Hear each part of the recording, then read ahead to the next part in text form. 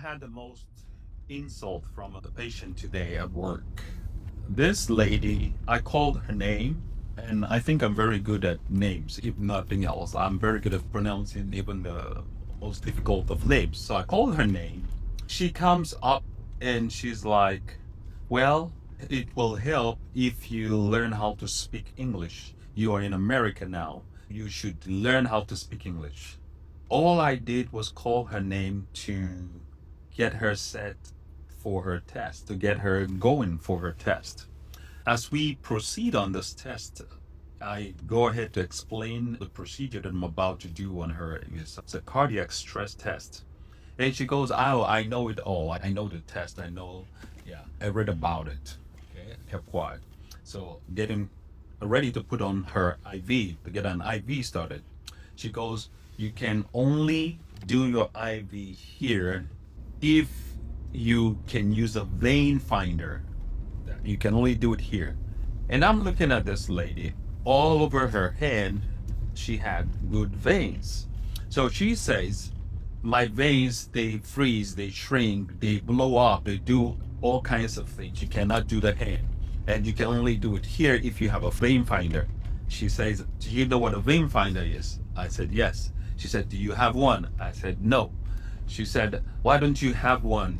You ought to have one. Why should you not have a vein finder? And I guess no matter what I say at this time, it's just not going to be received with any kind of understanding or the mindset to understand or to get my point of view. And she goes on and on. So I told her, madam, I'm sorry, I don't have a vein finder. Why don't we reschedule your test? And I'll tell management to get a vein finder before you come back for the visit. So by the time you come back, we will have a vein finder. So she begins to drop her resistance. No, I'm already here. I want to do this test. I'm already here.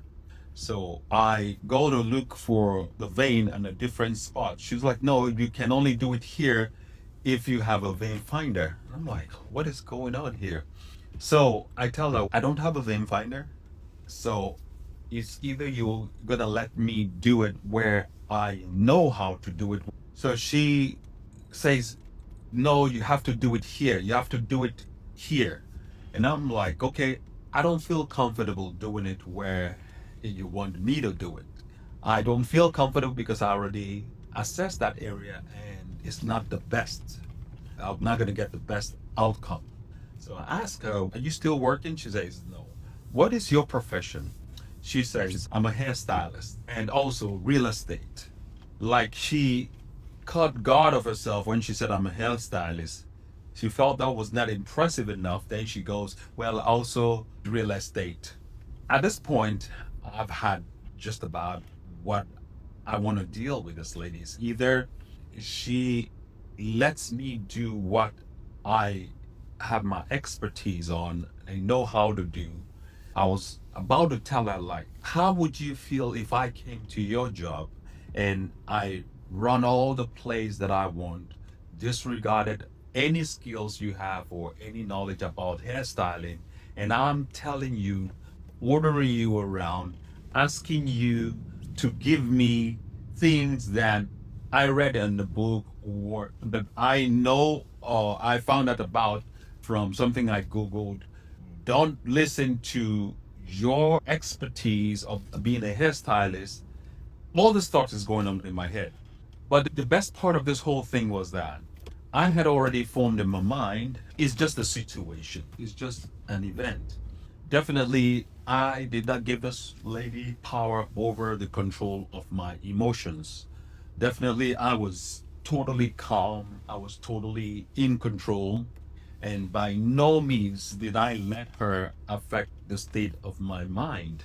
But I had to make it clear to her, look, I don't feel like I will be giving you the best service doing your test. Let me get somebody else.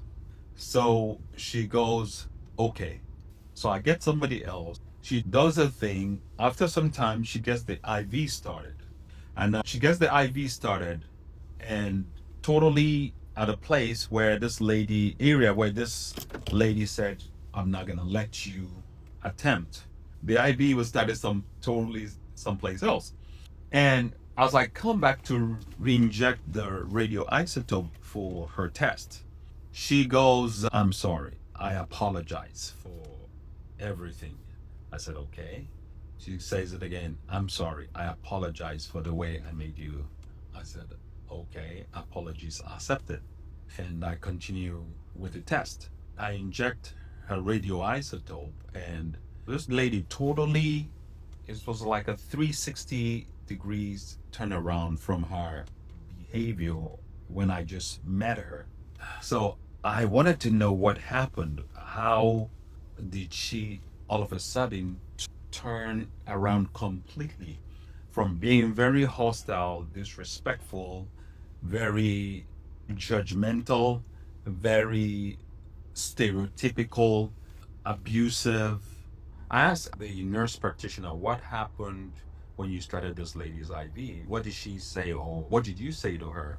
So she says, oh, Ike, this lady, did you know that? She said you were the first male staff to touch her or do any kind of test on her, to draw her blood, to start an IV, to do any kind of test.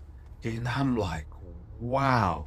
She said all her tests, all her MRI, CAT scan, ultrasound, all the tests she's ever had in any facility, no man has ever touched her or done the test to her ever.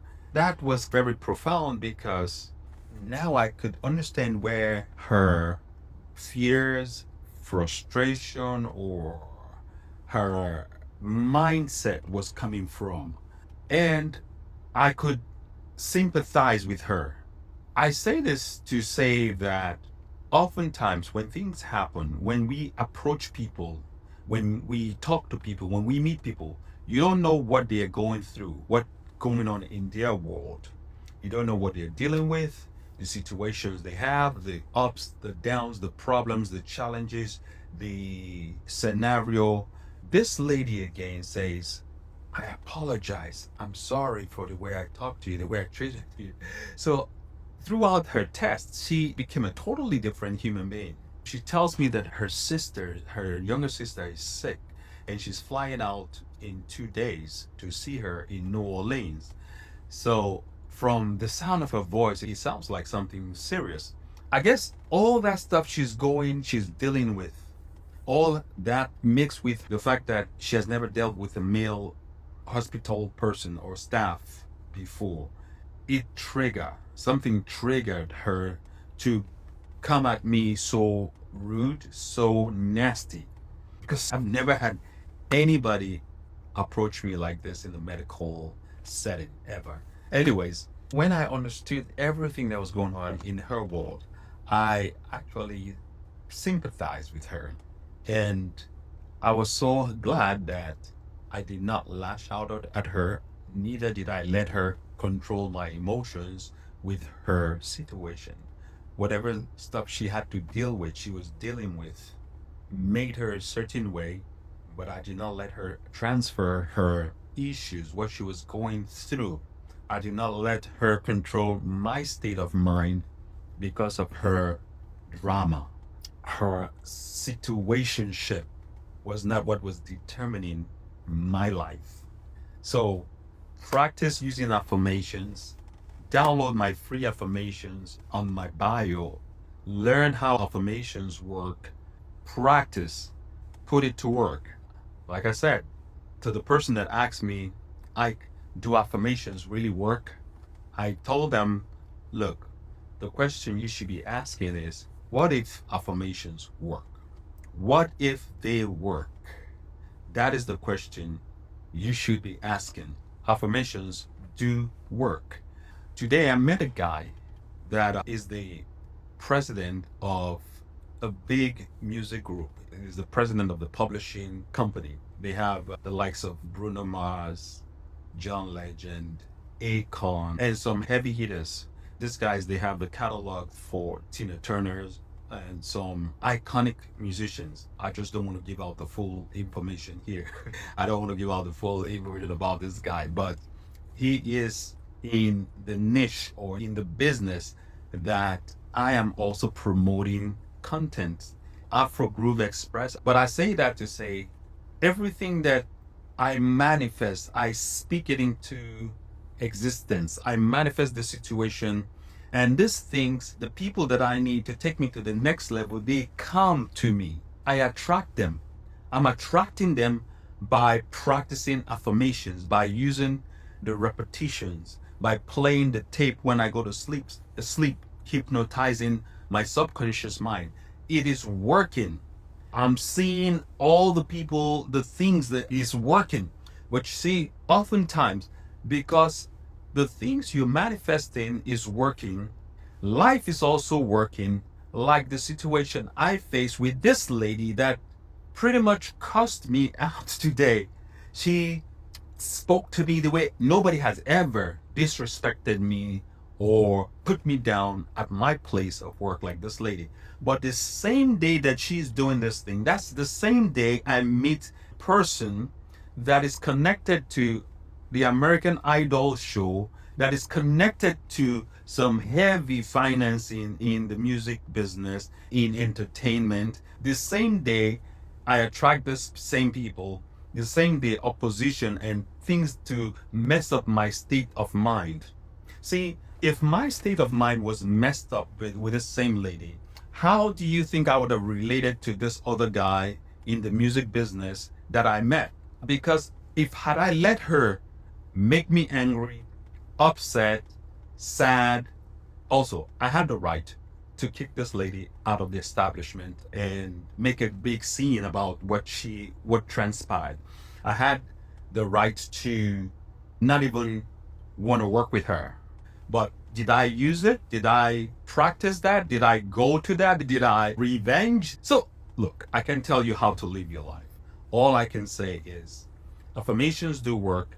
If you believe in something and you believe it strong enough, that thing must come. It will come.